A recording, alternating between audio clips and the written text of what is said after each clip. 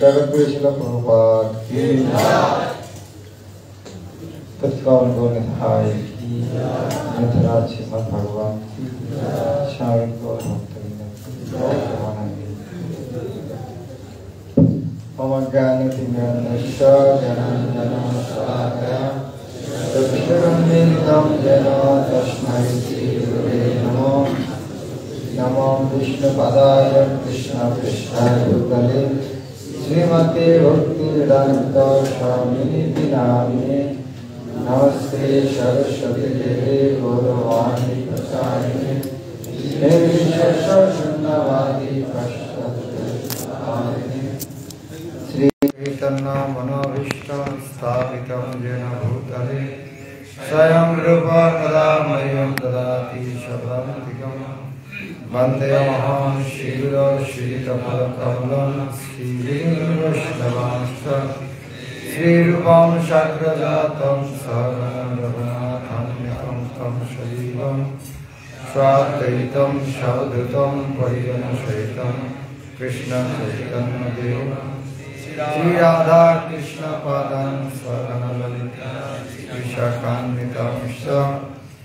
हे कृष्ण करुणा सिंधु दीनबन्धु जगत्पते गोपेश गोपिकान्त राधाकान्त नमस्ते। तप्त कांचन गौरांगी राधे वृंदावनेश्वरी विश्वभानुसुते देवी प्रणमामि हरिप्रिये। वंचाकल्पतरुभ्यश्च कृपा सिन्धुभ्यः च पतितानां पावनेभ्यो वैष्णवेभ्यो नमो नमः। श्री कृष्ण चैतन्य प्रभु नित्यानंद श्री अद्वैत गदाधर शिवासादि गौरभक्तवृंद। हरे कृष्ण कृष्ण कृष्ण हरे हरे हरे राम राम राम हरे हरे। ओम नमो भगवते वासुदेवाय। ओम नमो भगवते वासुदेवाय। वासुदेवाय नमस्कृत्य नरं चैव नरोत्तमं देवीं सरस्वतीं व्यासं ततो जयमुदीरये। नष्टप्रायश्च भक्तेषु नित्यं भागवत सेवया भगवती तं सुदते भक्तिर्भवति नैष्ठिकी। हरे कृष्ण।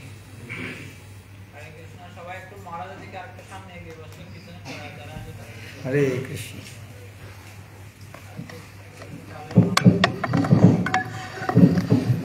हरे कृष्ण। আপনারা সবাই ভালো আছেন?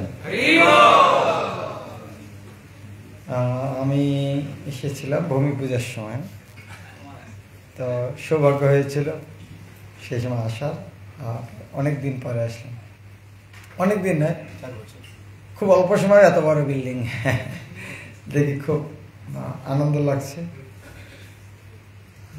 আমার তো মনে হয় ইস্কন ওয়ার্ল্ডের সবচেয়ে উঁচা বিল্ডিং, 7 তলা।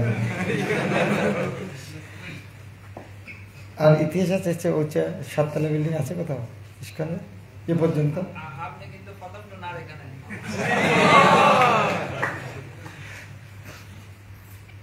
সবচেয়ে উঁচা বিল্ডিং হচ্ছে এটা। তার মানে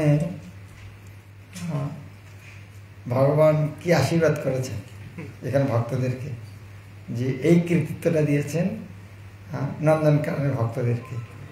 রাধা গোবিন্দপুর অল্পের জন্য ফেল করে এগুলো 6 তলা আছে, কক্সবাজারে 6 তলা আছে, তখন ফার্স্ট ছিল। এখন বেসটা কত আছে, ভিত্তিটা কত আছে? আর 2 তলা বাড়ানো যায়? নাহলে কিন্তু এখানে পণ্ডিত গদাধর বাবু ফার্স্ট থাকবে। এটা খুব আনন্দের খবর। এখানে আমরা চিন্তা করেছি যে আমরা ইস্কনে না আসতাম। একটা বাড়ি বানানো তো দূরের কথা, ঘরের একটা রংটা খারাপ হয়ে গেলে সেটা পেইন্ট করতে টাকা জোগাড় করা যায় না, হয় না? এরকম রংটা খারাপ হয়ে গেছে, কখন রং করবো, টাকায় জোগাড় হয়। আর বাড়ি বানানো তো ওটা কল্পনা করা মানে নোবেল পুরস্কার পাওয়ার মতো একটা। আমি বিরাট কিছু করলাম, জীবন সফল একটা বাড়ি বানিয়েছি, 10 ফুট বাই 10 ফুট। কিন্তু সেখানে ইস্কনে না আসলে, হ্যাঁ জানি না কার কত ক্ষমতা ছিল, পণ্ডিত গদাধরপুরকে ক্ষমতা আমি জানি না, কিন্তু ইস্কনে না আসলে 7 তলা বিল্ডিং ক্ষমতা ছিল না না। হ্যাঁ, তাহলে ভগবানের সেবা করলে কি হওয়া যায়। বান্দর হনুমান দিগ্বিজয়ী হয়ে গেল। বান্দর কি হনুমান বান্দর জাতি, সারা জগৎ পূজিত কি রামচন্দ্রের ভক্ত। তাহলে ভগবানের ভক্তরা কি লাভ কল্পনা করা যায়। আমি যখন ভক্তের মন্দিরে যাই, ভক্তদের সম্মান করার লজ্জা লাগে যে আমার কেন সম্মান করা, আমার কী আছে নাকি এইরকম জীবনে কোনোদিন মন্দির বানাতে পারে, কল্পনা করতে পারি? হ্যাঁ, এইরকম 7 তলা কোনোদিন হবে। এই প্রবর্তক মন্দির থেকে আসলাম, এরকম মন্দির কোনোদিন কল্পনা করতে পারছি? ওখানে ধামে, হ্যাঁ, চিন্ময় কৃষ্ণপুর কি ধাম বানিয়েছে না, কি সুন্দর, রাধাকুণ্ডের শ্যামকুণ্ডের কি করে গেস্ট হাউস, কি একবারে বৈষ্ণব সমাধিক্ষেত্র থেকে শুরু করে সেটা রাস্তা বানাচ্ছেন। কোনো কি কল্পনা করতে পারে ইস্কন ভক্তরা রাস্তা বানিয়ে দিচ্ছে?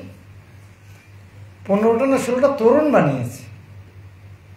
কি এক এক ভক্তের ক্ষমতা, আমি চিন্তা করলে আসছে এক এক ভক্তের ক্ষমতা কি। আমি বললাম রাস্তা বানাচ্ছেন কেন? বলে রাস্তা আমাদের, রাস্তা তো সবাই হাঁটবে, রাস্তা আপনাদের এত টাকা খরচ? বলে কারণ আছে, এটা আমাদের, হ্যাঁ, এটা ভগবানের সম্পত্তি করে নিচ্ছি আমরা। তো রাস্তা দিয়ে ড্রেন বানাচ্ছে। ড্রেন মানে কী লাভ? সরকারের রাস্তা, তারপর দিয়ে ড্রেন বানাচ্ছে, এত টাকা নষ্ট করে কী লাভ? বলছে এটা অনেক লাভ আছে, এরপরে আমরা ওর উপরে দোকান বানাবো। ওটা আমরা অন্যকে ড্রেন বানিয়ে দিচ্ছি, সরকারকে ড্রেন বানিয়ে দিচ্ছি, কিন্তু আমাদের সম্পত্তি ড্রেন বানিয়ে নিচ্ছি, কিন্তু পরে ওটার উপরে দোকান হবে। কি মাথায় বুদ্ধি! হ্যাঁ, এক এক ভক্তের কি বুদ্ধি! হ্যাঁ, সবাই দিগ্বিজয় করার জন্য ভগবান কিন্তু পাঠিয়ে দিয়ে সবাইকে এখানে। তো খুব আনন্দ লাগে যে ইস্কনে এসেছে এরকম ভগবান, এরকম ভক্ত যারা ভগবানের সেবা করার জন্য এত এত কিছু করছে। আমাদের অবস্থা আমার মনে হয় যে হাসি লাগে যে নিজের যে 2 বন্ধু, 3 বন্ধু গেছে, একজনের চিরা আর একজনের দই। হ্যাঁ, তো যে মাঝখানের তো কিছু নাই, বলে আসো মেখে খাই। বলে তোর কি? বলে আমি মাখবো।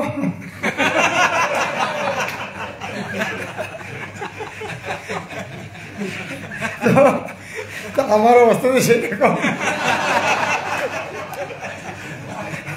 তোর কি প্রসাদ খেয়ে বেড়াবো। হরে কৃষ্ণ। তো আজকে আমরা 4th স্কন্ধের 30 অধ্যায়, যার নাম প্রচেতাদের কার্যকলাপ, শ্লোক নম্বর 8 থেকে পড়ব। বোর্ডে লেখা আছে, বৃণং শ্রী ভগবান উবাচ বরম বৃণিদ্ধম ভদ্রম গো বরং বৃণিদ্ধং ভদ্রং গো জুয়ম মে নিপনন্দনঃ জুয়ং মে নিপনন্দনঃ সৌহার্দেন অপৃথক ধর্ম সৌহার্দেন অপৃথক ধর্ম তুষ্ট অহম সৌহৃদেন ব তুষ্ট অহম সৌহৃদেন বহ। শ্রী ভগবান উবাচ বরং বৃণিদ্ধম ভদ্রং ব জুয়ং মে নিপনন্দন সৌহার্দেন অপৃথক ধর্ম তুষ্টহম সৌহৃদেন বহ। শ্রী ভগবান উবাচ বরং বৃণিদ্ধম ভদ্রং ব জুয়ং মে নিপনন্দন সৌহার্দেন অপৃথক ধর্ম তুষ্টহম সৌহৃদেন বহ।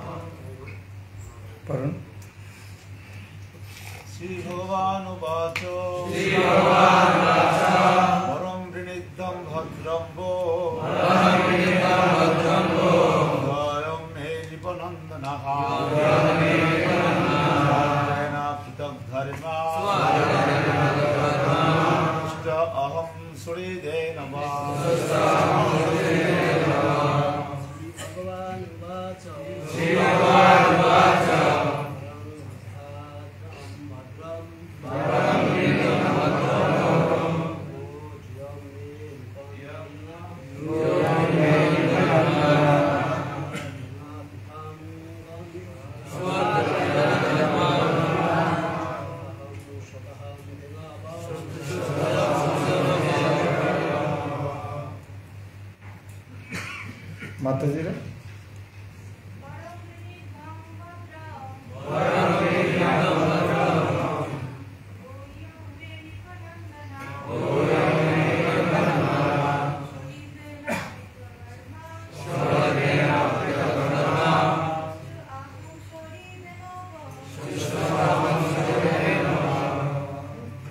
এখানে বোটে যে বোটা আগে হবে না পরে হবে, আসলে দুটো মিলতে এক লাইন। সাধারণত এইরকম অনুষ্ঠিত শ্লোকগুলো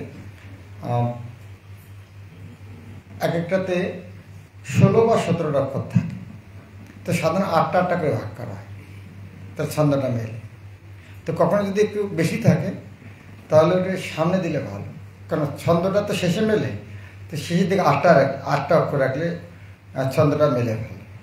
তো সেরকম ওই উপরে 8টা নিচে 9টা হয়েছে। যদি উপরে বরং বিনিদ্যং ভদ্রং বলা যায়, তাহলে শেষে 8টা থাকলে তো ছন্দটা মিলে ভালো। জিয়ং মে নিপনন্দন, যাই হোক, ওটা কোনো সমস্যা কিছু নেই। তবে সন্তুষ্ট অহম, এখানে একটু আমরা খেয়াল করি, এই যে হহং নয়, এটা হহং নয়, ওটা অহং। তো ওটা অর্ধ, হয়তো হর মাত্রাটা আধা থাকবে, পিছনের অংশটা থাকবে না, তাহলে সেটার মধ্যে অর্ধ অ, ওটা লেখা হচ্ছে হহং হয়ে গেছে। তো হর পিছন থেকে মাত্রা না থাকলে ওটার নাম হচ্ছে লুপ্ত অ। তো ওটার নাম সন্তুষ্ট অহম, সন্তুষ্ট হম। শব্দার্থ অনুবাদ তাৎপর্য জগৎ ছিল প্রভুপাদ। শ্রী ভগবান বাচ, পরমেশ্বর ভগবান বললেন, বরং বর,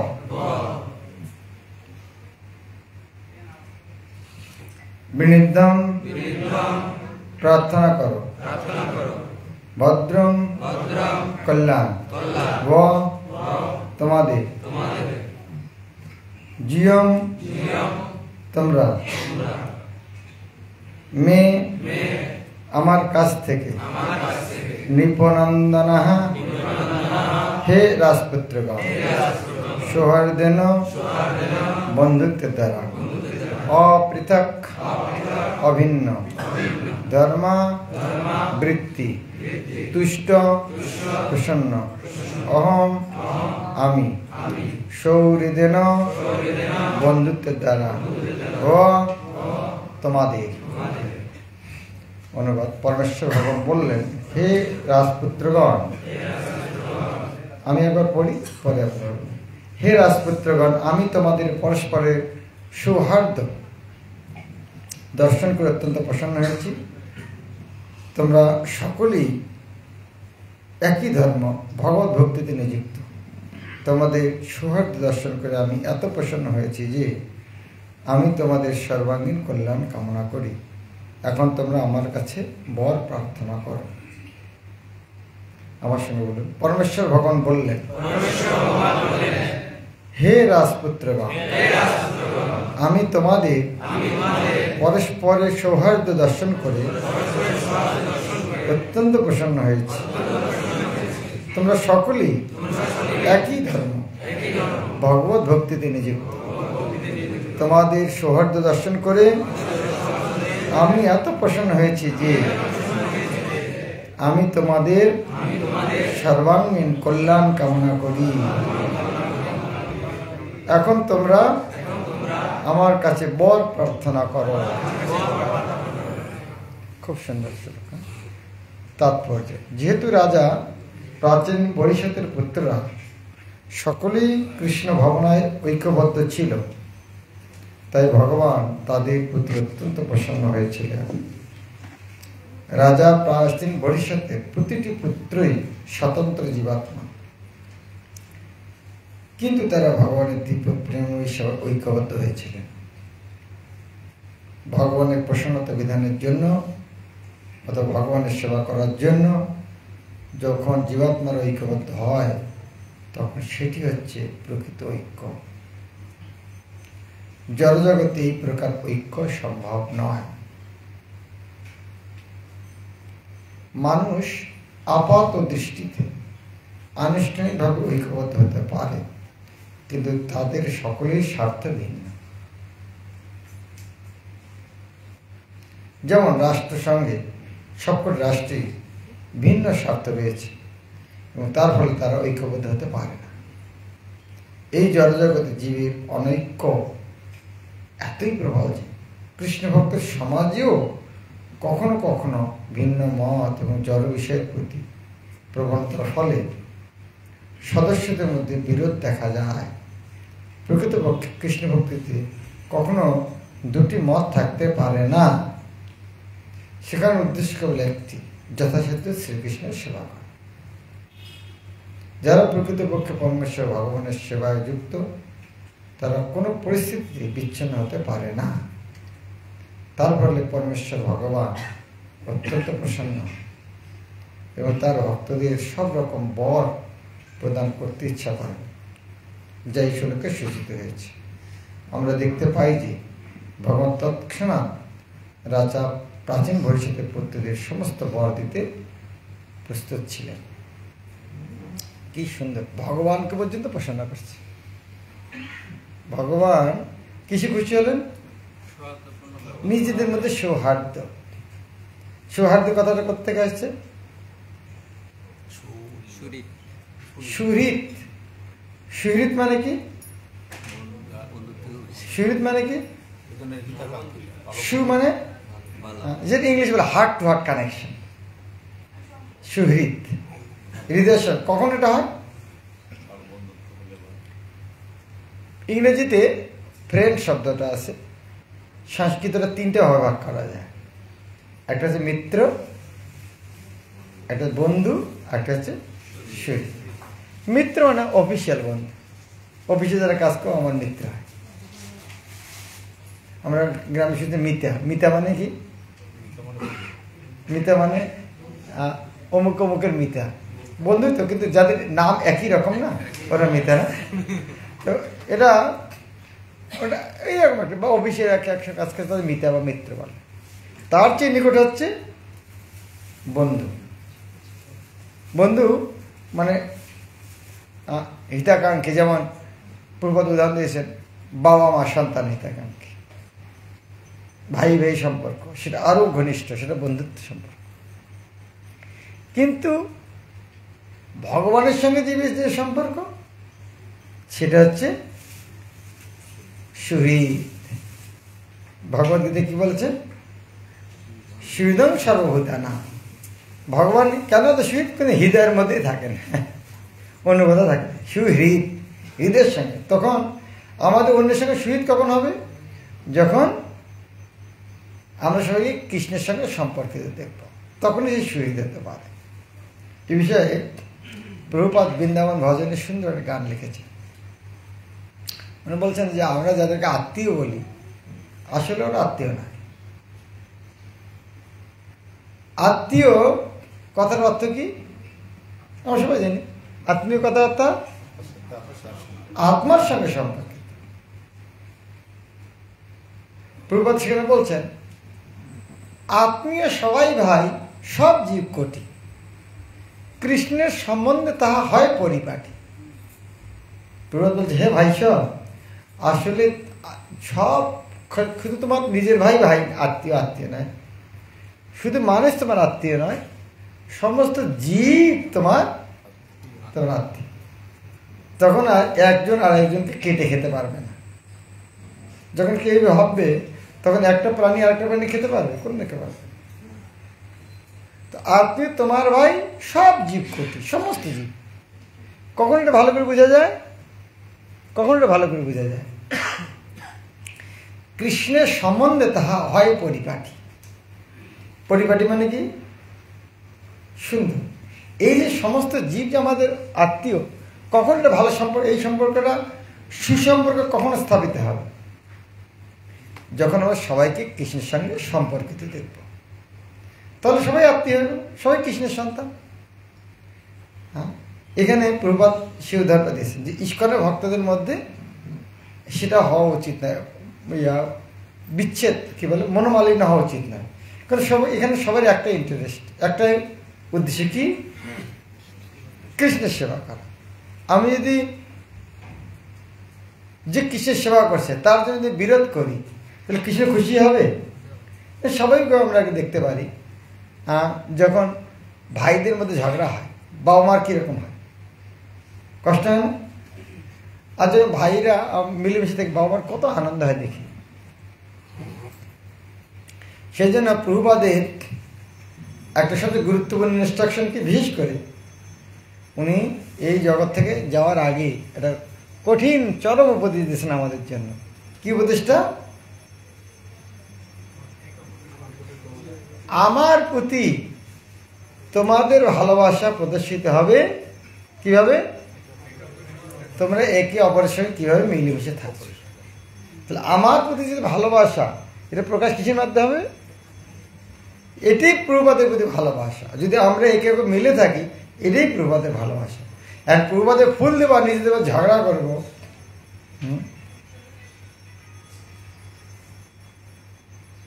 আপনি চিন্তা করুন, আপনি এখানে থেকে চিটাগাং গেছি না, ঢাকায় গিয়েছেন। ঢাকায় আপনার দুটো ছেলে আছে, দুটো ছেলের দুটো বাড়ি আছে, সব বড় বড় লোক,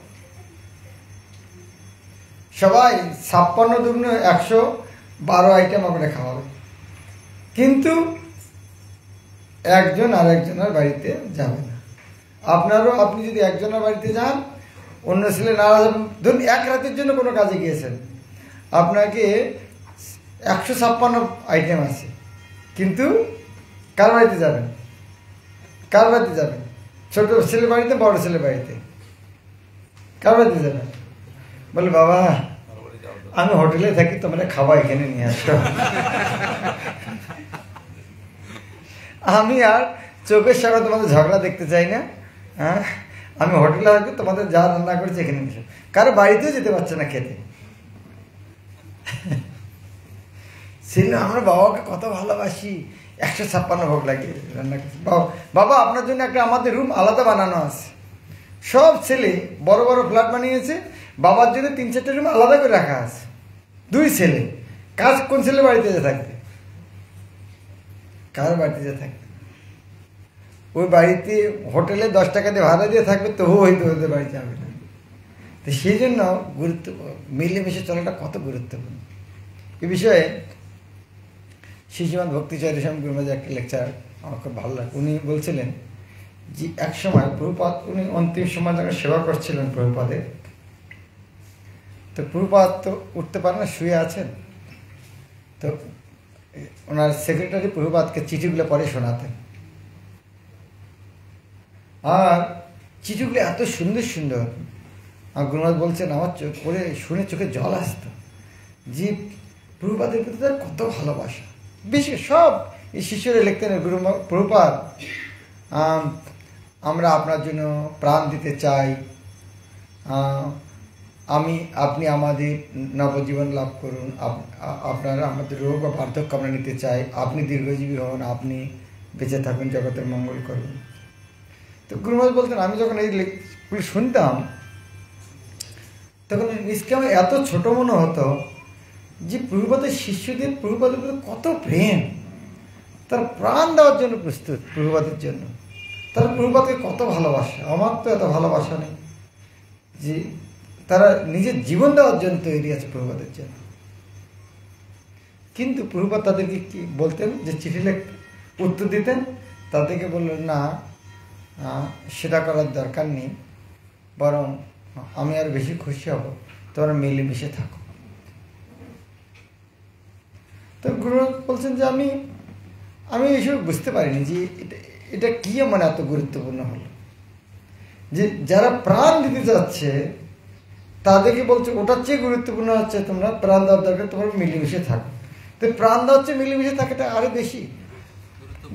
গুরু মহারাজ বললেন যে আমি বলিনি কেউ, কিন্তু আমি বুঝতে পারিনি জিনিসটা কি করে হয়, যে প্রভুপাদ তাদেরকে এত বড় একটা ত্যাগ শিকার, সেটা চেয়ে বলছেন যে না সেটা দরকার নেই, তার চেয়ে গুরুত্বপূর্ণ মিলেমিশে থাকে।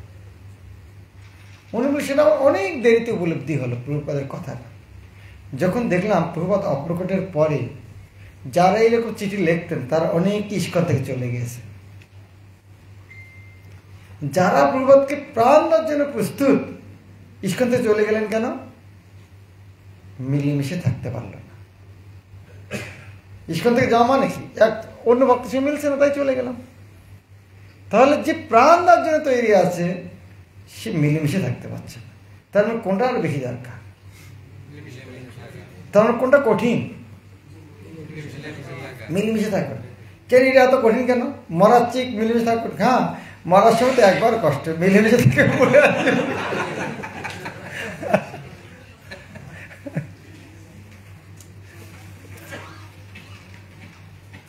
তো আসলে এটা খুব গুরুত্বপূর্ণ, কারণ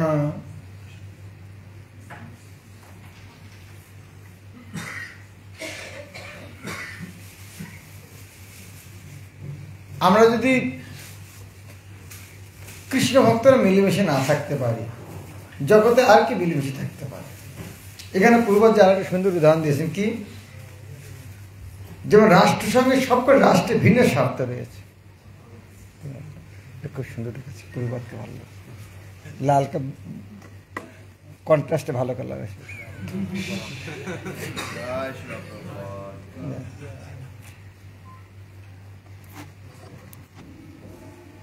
ভেরি গুড।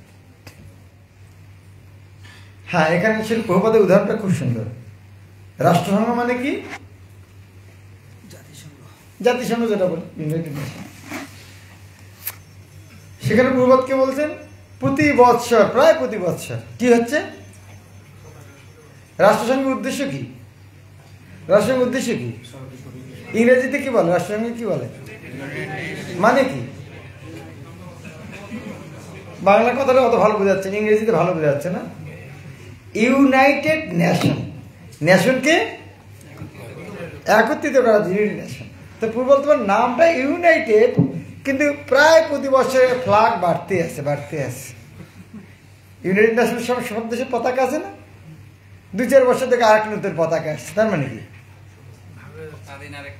আরেকটা স্বাধীন। তাহলে ইউনাইটেড কোথায় হল? হ্যাঁ, এইভাবে হতে পারে না। পূর্বদ আর একটা বলেছেন, জাতিসংঘে লেকচার দেওয়ার সময় বলছিলেন যে তোমরা ইন্টারন্যাশনাল ব্রাদারহুড বানাতে চাও। ইন্টারন্যাশনাল ব্রাদারহুড মানে কি? বিশ্ব ভ্রাতৃত্ববোধ।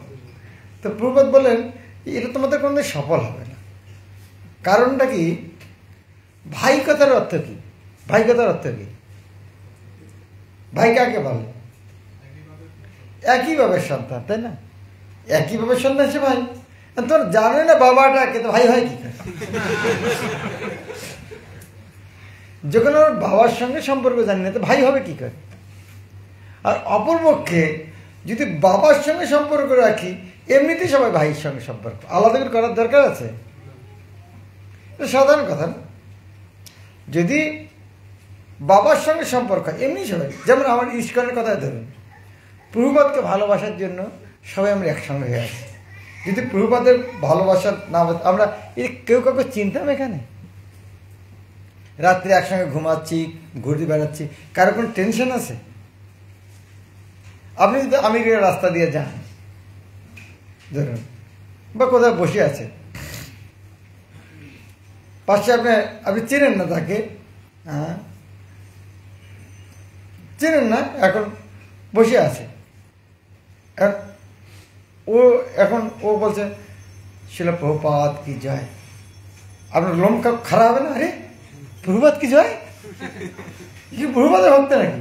সঙ্গে সঙ্গে আপনি প্রভু আপনি ইস্কনের ভক্ত? হ্যাঁ আমি ইস্কনের। আচ্ছা, কোথায় থাকেন? সঙ্গে সঙ্গে আমাদের কি হয়ে গেল? কত মিত্র হয়ে গেল। এটা হবে না আপনাদের সঙ্গে? কি করে হলো? যেহেতু আপনার মধ্যে প্রভুপাদের প্রতি প্রেম আছে, তাই সে একটা শব্দ বলাতে, প্রভুপাদ কি জয় শব্দ বলাতেই আপনার সে মিত্র হয়ে গেল। তো সেই রকম যদি সারা জগৎ যদি কৃষ্ণকে ভালোবাসে, ব্যাস কি সমস্যা আছে কোথায়? এটা বোঝার জন্য প্রভুপাদ আর একটা সুন্দর উদাহরণ দিয়েছেন। এক মুঠ পাথর যদি জলে দেই, ফেলে কি হবে? হ্যাঁ, ডুবে তো যাবে। তারপর কি হবে? প্রত্যেকটা পাথর একটা করে ঢেউ তৈরি করবে। আর ঢেউগুলো কি হবে? ঢেউগুলো কি হবে? ঢেউগুলো বাড়ে না? বাড়তে বাড়তে কি হবে? একটা সঙ্গে একটা ধাক্কা লাগবে। ধাক্কা লাগে মানে কি? সংঘর্ষ হলো। আর সব করে পাথর যদি এক এক করে একটা জায়গায় দেওয়া হতো, সবাই ঢেউ তৈরি করতো, সবাই বাড়তো, কারোর সঙ্গে ঝগড়া হতো না। কি সুন্দর প্রভাত উদাহরণ। হ্যাঁ, সে আমাদের সবারই কেন্দ্র যদি কৃষ্ণ হয়, সবার পারবে এক জায়গায় প্রত্যেক পাথর ফেলছেন, সবাই কিন্তু ঢেউ তৈরি করবে। এমন না যে অন্যরা ঢেউ তৈরি করবে না, প্রথমে পাথরটা দিয়েছি তারপরে পাথরটা ঢেউ বানাতে পারবে না, সবাই ঢেউ তৈরি করতে পারবে, কিন্তু কারো সঙ্গে কারো সংঘর্ষ হবে। কৃষ্ণ ভক্তি কত সুন্দর কি বলে জীবন আদর্শ। তাই এখানে ভগবান নিজে যখন বলছেন যে তোমাদের মধ্যে এই যে সৌহার্দ্য দেখে আমি সন্তুষ্ট হয়েছি, তাই তিনি বর দিতে যাচ্ছেন, তা কি চাও তোমরা? তো আমরাও যদি মিলেমিশে থাকি, হ্যাঁ, তাহলে ভগবান আমাদেরকে এসে বলবেন তোমরা কি আশীর্বাদ চাও আমার কাছে। হ্যাঁ, আমরা ভগবানের কাছে আসি, ভগবান এটা দেন ওটা দেন, চাওয়ার দরকার আছে? কেবল মিলেমিশে থাকি, এসে জিজ্ঞাসা করো কি চাই তোমাদের, কি আশীর্বাদ চাও। তাই এই একটা শ্লোকে যদি আমাদের মনে থাকে, জীবনটা কত আনন্দময় হবে।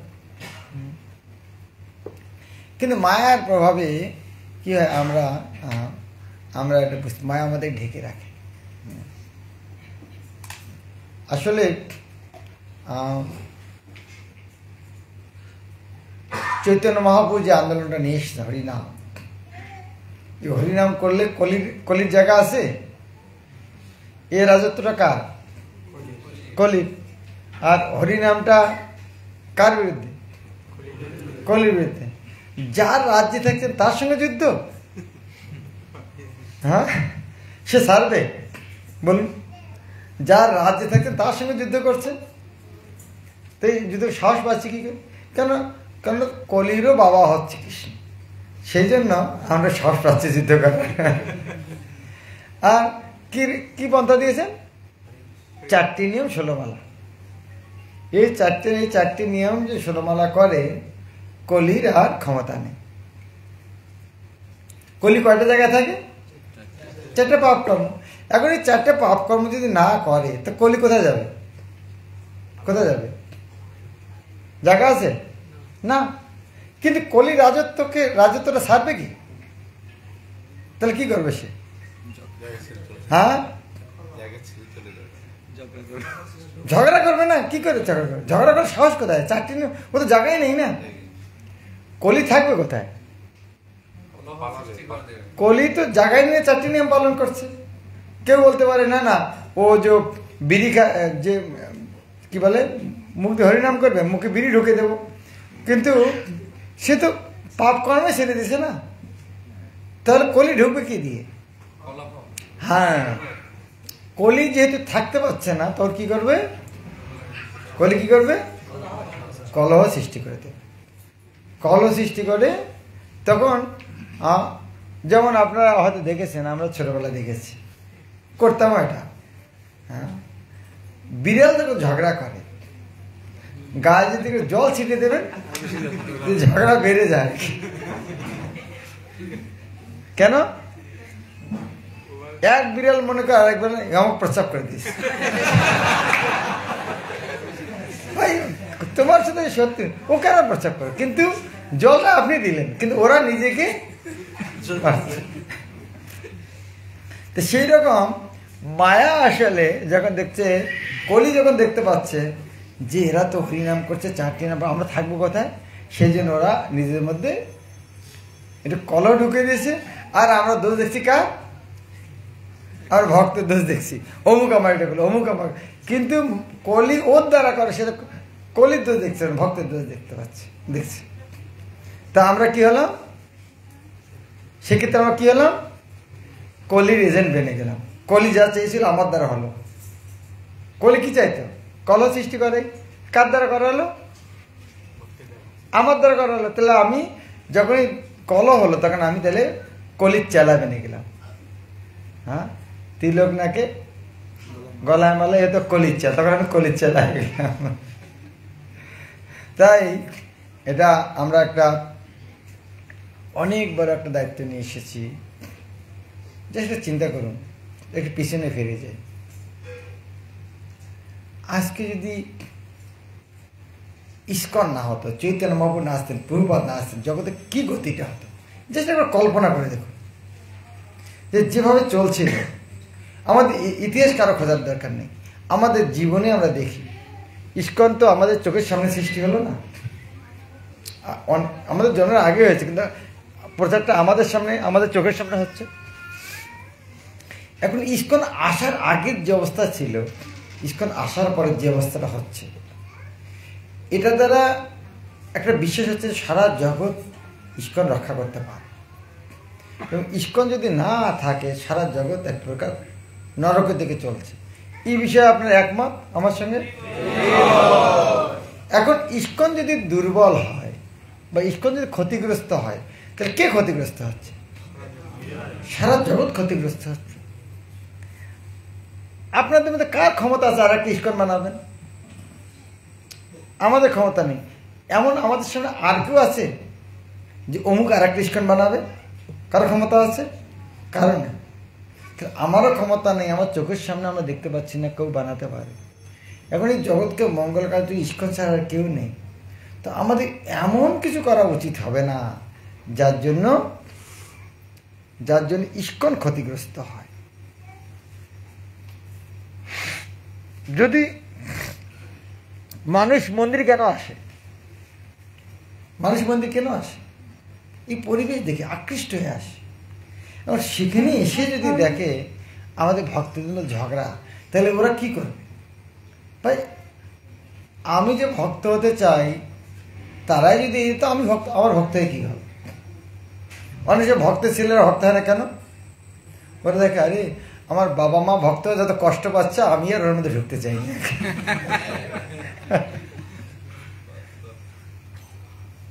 সত্য না মিথ্যা? সেই রকম এখন যারা আমরা আছি এখানে ইস্কনে, যারা আমরা নাম ভাঙে খাচ্ছি, এবার তাদের আচরণ যদি আদর্শমূলক না হয়, কলহ হয়, তাহলে জগতের জন্য একটা কত দুঃখজনক ঘটনা। কখন গণিতায় কি যদি আমাদের মধ্যে মনোমালিন্য হয়, তাহলে শুধু আমরাই কষ্ট পাবো না, সারা জগৎবাসী কষ্ট পাবো। তো অন্তত আমরা কিছু করি আর না করি, কিন্তু আমার নিজের জন্য যেন ইস্কন যেন ক্ষতিগ্রস্ত না হয়, কোঅপারেশন করতে হয়। এই বিষয়ে শ্রীমৎ ভক্তিচরণ স্বামী গুরু মহারাজ আগে বলছিলেন যে শ্রীমৎ জয়প্রতাপ মহারাজ হচ্ছেন এইরকম সহ্য করার আদর্শ প্রতীক। উনি প্রথম থেকে এই পর্যন্ত জয়ের পতাকা নিয়ে যাচ্ছেন, ওনার মহান গুণ হচ্ছে উনি সহ্য করেন, সবার সঙ্গে কোঅপারেট করেন। আজকে দেখুন প্রভুপাদের প্রায় শুরু থেকে এখন উনি কি রকম বীর দর্পে সারা জগতে প্রচার করে আসছেন।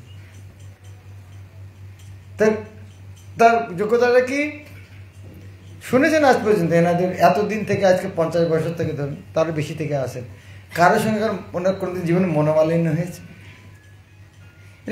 এটা কি গল্প কথা না? আমাদের চোখের সামনে দেখতে পাচ্ছি।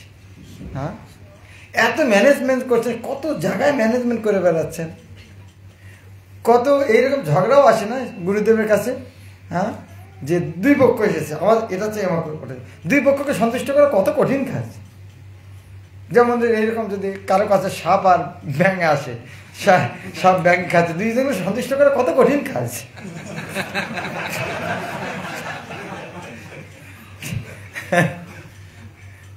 এখন সাপ যদি বলে আমি ব্যাঙ খেতে চাই, আমাকে দেখা, আর ব্যাঙ যদি বলে আমাকে বাঁচাও, তাহলে সেখানে আপনি যদি ওই অবস্থা দেখেন কি হবে গতিটা?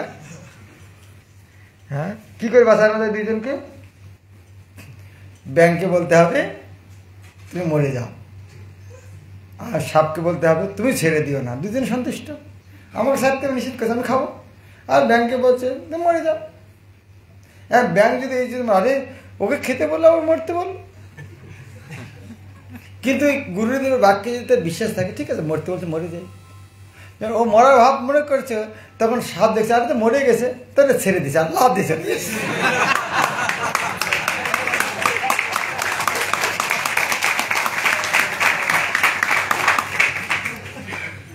তাহলে উপদেশটা কার প্রতি ছিল?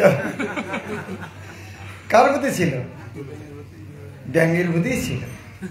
কিন্তু সাপও দোষ দিতে পারবে না, না আমাকে তো খেতে বাধা দিয়েছে, সব না খেতেই বলছেন, তো ছেড়ে দিয়েছে কেন?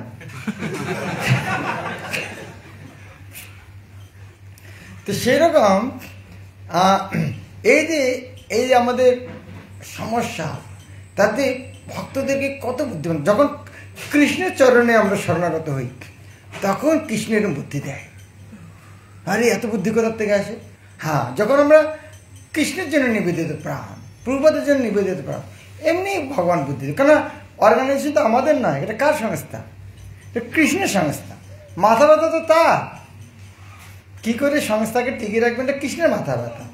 আমরা শুধু সাহায্য করতে চাই। তাই আমরা অত্যন্ত ভাগ্যবান। হ্যাঁ, এ বিষয়ে গুরু মহারাজ আরও একটা উদাহরণ দিয়েছিলেন যে প্রভুপাদের শিষ্যরা সে কাজটা করেছে। প্রভুপাদ 108টা মন্দির বানিয়ে গেছেন, তার শিষ্যরা মিলিতভাবে থেকে ইস্কনকে শুধু রক্ষাই করেননি, আজকে প্রায় 1000-এর উপরে মন্দির। তাহলে কাদের কৃতিত্ব? প্রভুপাদের শিষ্যদের কৃতিত্ব, প্রভুপাদের আশীর্বাদ। তারা প্রভুপাদের শিক্ষাকে এমনভাবে গ্রহণ করেছেন, তারা প্রভুপাদের সংস্থাকে আগিয়ে নিয়ে যাচ্ছে এবং যাবেন। তা আমরা যদি কলহ করি, আমরাই এই সুফল থেকে বঞ্চিত হব। ইস্কন চলবে, ইস্কন আগাবে, কিন্তু আমরা এই সুফলটা ভোগ করতে পারব না। তা আমরা যেন এই ভুলটা না করি। যদি অথরিটি যদি আমাকে বলে তুমি মরে যাও ব্যাঙের মতো, তো ওর মধ্যে কিছু একটা নিচে ভালো উপদেশ আছে। হ্যাঁ, তো আমাদের যে বৈষ্ণবেরা, গুরুবর্গ, অথরিটি সবাই আমাদের মঙ্গল চায়। তো তাদের আনুগত্যে যদি আমরা থাকি, আমাদের জীবনটা সুন্দর হবে। একদিন আমরা চোখ খুলে দেখব কোথায়? গোলক বৃন্দাবন।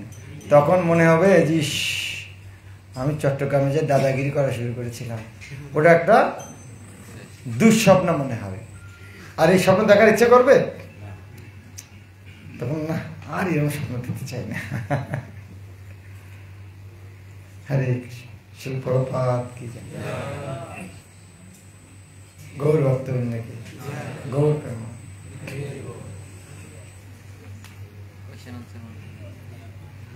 হ্যাঁ, প্রশ্ন আছে কিছু?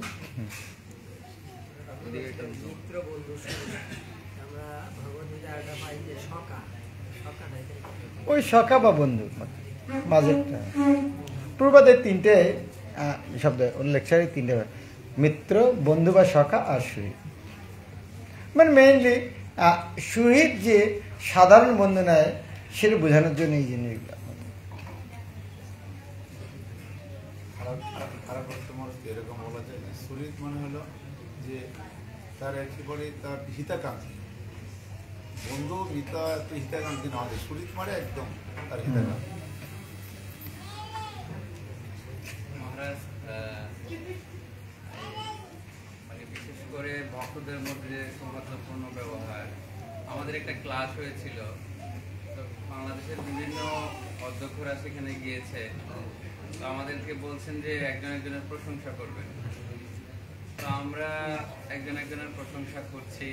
আমি তো চিনি না তাকে, সে আমার সাথে কাজ করে না, আমি তার প্রশংসা করতে সমস্যা নেই, কিন্তু আমার সাথে যে কাজ করে সর্বদা, তো তার প্রশংসা করতে আমার কষ্ট হয়। তো এখান থেকে বেরিয়ে আসার উপায় কি? এই বিষয়ে আগে সুন্দর গল্প আছে। গল্প না, সত্য ঘটনা। একবার মায়াপুর সংকীর্তন ভক্তরা শিশুমত জয়প্রকাশ গুরু মহারাজের কাছে গিয়েছেন।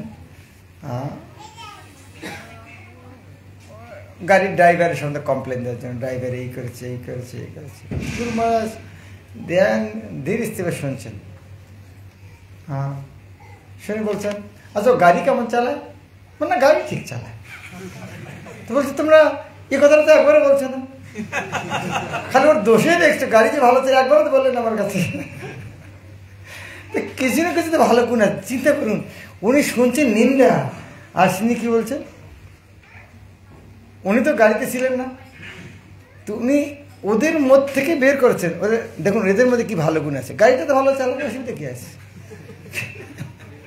তো যারা সাথে যারা থাকে, অনেক দোষ থাকতে পারে, গাড়িটা তো ভালো চালায়। তো সবার কাছে কি আমরা সব গুণ আশা করতে পারি? তার কাছে কিছু না কিছু গুণ তো আছে। এই বিষয়ে ভক্তি চৈতন্য গুরু মহারাজ বৈষ্ণব সদাচারে এক লাইন লিখেছেন। উনি বলছেন, প্রভুপাদ আমাদেরকে কেন একজন প্রভু বলতে বলেছেন? প্রভু মানে আমার মালিক, কোনো না কোনো গুণ, যে কোনো এক বেশি তো আছে আমার চেয়ে, হয়তো আমার অনেক গুণ আছে, কিন্তু এমন কোনো গুণ ওনার কাছে আছে যেটা আমার কাছে নেই। তো সে হিসেবে তো উনি প্রভু, তাহলে প্রভু বলতে অসুবিধা কি? তো আমার যে যারা আমরা একসঙ্গে কাজ করে তারা গুণ দেখছেন, ঠিক আছে, অনেক শত দোষ আছে, কিন্তু গুণও তো কিছু আছে, সেটা দেখতে অসুবিধাটা কি আছে?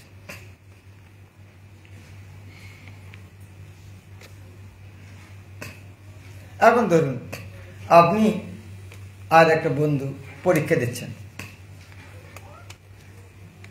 আপনার দুইজনে দেখাদেখি করে পরীক্ষা দিচ্ছেন। আপনি 90 উত্তর জানেন, ও মাত্র 10 উত্তর জানেন, তাহলে আপনি ওকে কত দেখাবেন? ওকে ও 10 নেওয়ার জন্য কত দেখাবেন?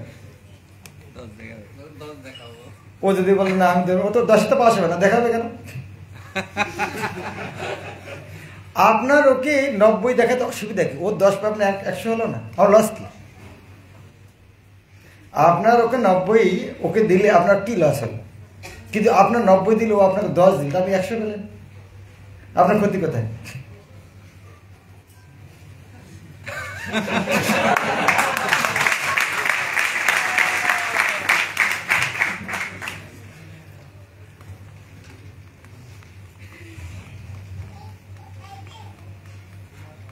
ঠিক আছে,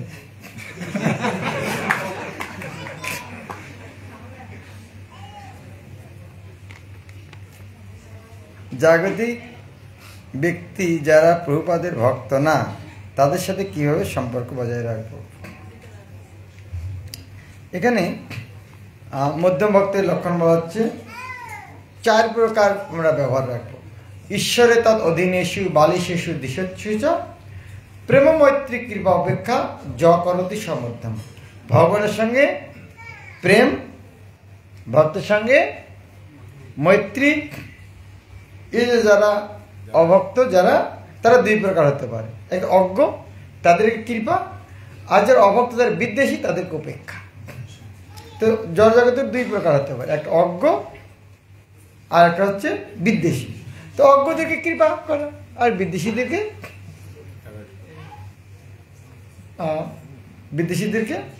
উপেক্ষা করা।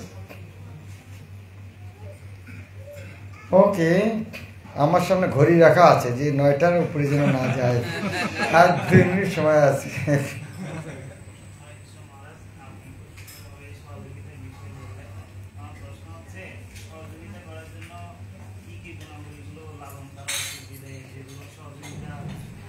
অনেক কিছু টেকনিক হতে পারে, কিন্তু 1 নম্বর টেকনিক হচ্ছে কৃষ্ণকে প্রেম করা।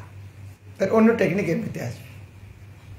বৈষ্ণবদের 26টা গুণ আছে, 25টা গুণ হচ্ছে তটস্থ লক্ষণ, আর কৃষ্ণকে স্মরণ হচ্ছে স্বরূপ লক্ষণ।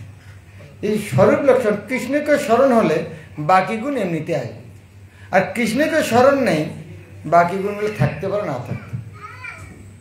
তো সেই জন্য অন্য গুণগুলো আনার জন্য যদি আমরা টেকনিক করি, টেকনিক বেশি দিন কাজে লাগবে না, যতক্ষণ না কৃষ্ণকে স্মরণ হচ্ছে। যদি কৃষ্ণকে স্মরণ না হয়, বাকি গুণের কি দরকার আছে? যেমন আমি একটা মুরগিকে খুব ভালোবাসি, খাওয়াই, কি জন্য? ভালো স্বাস্থ্য হলে খেয়েও খাবো। ওকে, তাহলে উদ্দেশ্যটা কি ছিল? আমি মুরগিকে কত খাওয়ালাম, কি উদ্দেশ্যটা কি? কত মুরগির সাথে কত প্রেম, মুরগিকে এত খাওয়াচ্ছি, কত প্রেম। আসলে উদ্দেশ্যটা কি? ওকে পরে খাবো।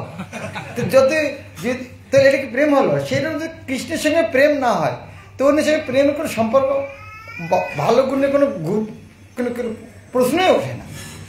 কৃষ্ণের সঙ্গে প্রেম হওয়া ছাড়া, যে কৃষ্ণ এই জগতে এত কিছু দিয়েছেন, তাকে ভালোবাসি না, আমরা আর কার সাথে প্রেম করবো? ওটা বদমাইশি না? যে ভগবান আলো বাতাস এত কিছু দিয়েছেন তাকে প্রেম করতে পারি না, আর অন্যকে প্রেম করতে যাচ্ছি, তার মানে কি সেটা অন্য কোনো স্বার্থ আছে? অপরপক্ষে কৃষ্ণের সঙ্গে প্রেম করলে এটা এমনিতেই হয়ে যাবে। ঠিক আছে।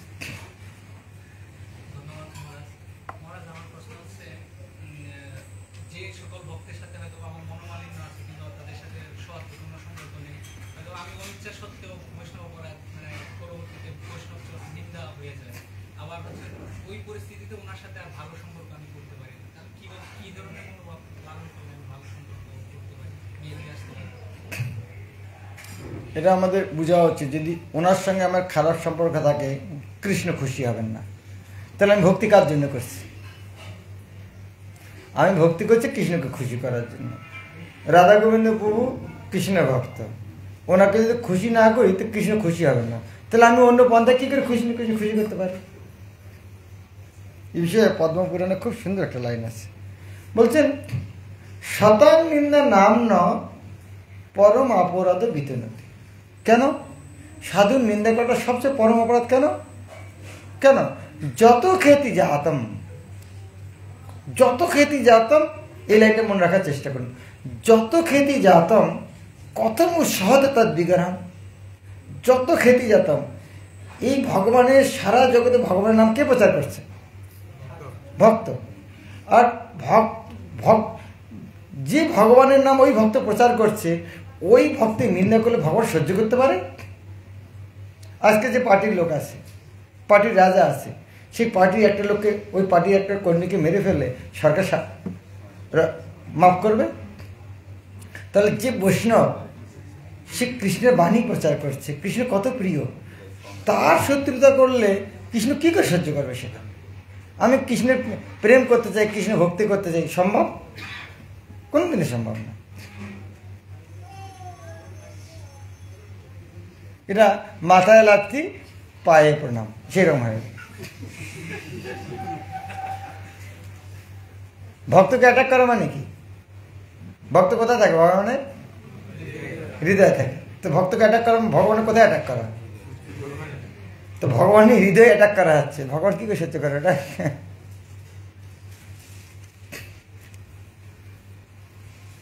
হরে কৃষ্ণ, ধন্যবাদ, প্রণাম আপনার চরণ। অনেক সময় দেখা যায় ইমিডিয়েট অথরিটি যে সিদ্ধান্ত দেয় তা হায়ার অথরিটির সাথে সংঘর্ষ, এবং ইমিডিয়েট অথরিটির সিদ্ধান্তে শোষণমূলক মনে হয়। তাহলে কীভাবে আমরা ইমিডিয়েট অথরিটির সাথে ভালো সম্পর্ক বজায় রাখব? আমাদের যারা অথরিটি আছে তারা যদি দেখতে পাচ্ছে ভুল করছে, তার কর্তৃপক্ষকে আমরা জানাতে পারি কথা। ওনার যে কর্তৃপক্ষ তাকে বললাম, তিনি যদি ওরা না করেন, সমাধান না করেন, তাহলে বুঝতে পারছি তার ইচ্ছা। আমি ইমিডিয়েট অথরিটির দোষ দেখতে পাচ্ছি, তারও তো অথরিটি আছে, তাকে আমি জানাতে পারি উনি এই ভুলটা করছেন। এখন তখন সমাধান হবে। এখন উনি যদি সমাধান করছেন না, তার মানে ইমিডিয়েট অথরিটির দোষ না, তার দোষ আছে। আর তারও যদি দোষ মনে হয় তাহলে তার উপরে চলে যান। এখন যদি মনে হয় এইভাবে যদি সব দোষ দেখতে থাকি, শেষে আরে সবাই এদেরকে জীবিত বানিয়েছে, তাহলে প্রভুপাদ এইরকম, তারপরে কৃষ্ণ এইরকম, তার দোষটা দেখতে কোথায় যাবো? কৃষ্ণ পর্যন্ত চলে যাবো, এরা কোনো শেষে নেই।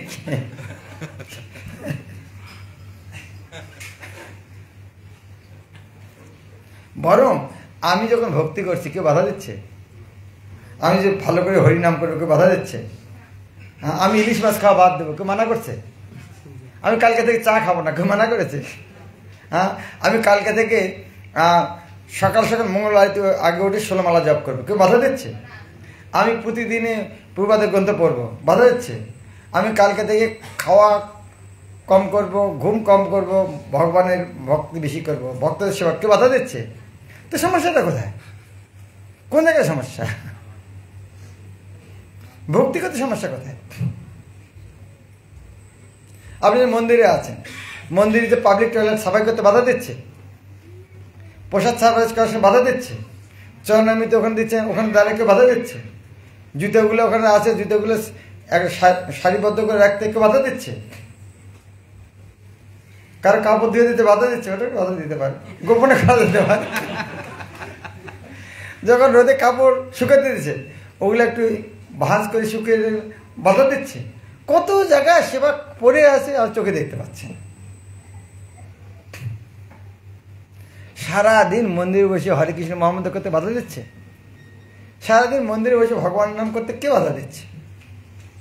যারা মন্দির দর্শনার্থী আসছে তাদের সঙ্গে কথা বলতে কে বাধা দিচ্ছে? সমস্যাটা কোথায়? সমস্যাতে নিজের দোষ দেখতে পাচ্ছেন, এই জায়গায় সমস্যাটা। হরে কৃষ্ণ। শিল প্রভুপাদ কি, গ্রন্থরাজ শ্রীমদ ভাগবত কি, পতিত পাবন কর্মিতায় কি, গৌর প্রেমানন্দ। पंडित जी का कमेंट। जय श्री श्रीमद् भक्ति की जय, श्रील प्रभुपाद की जय।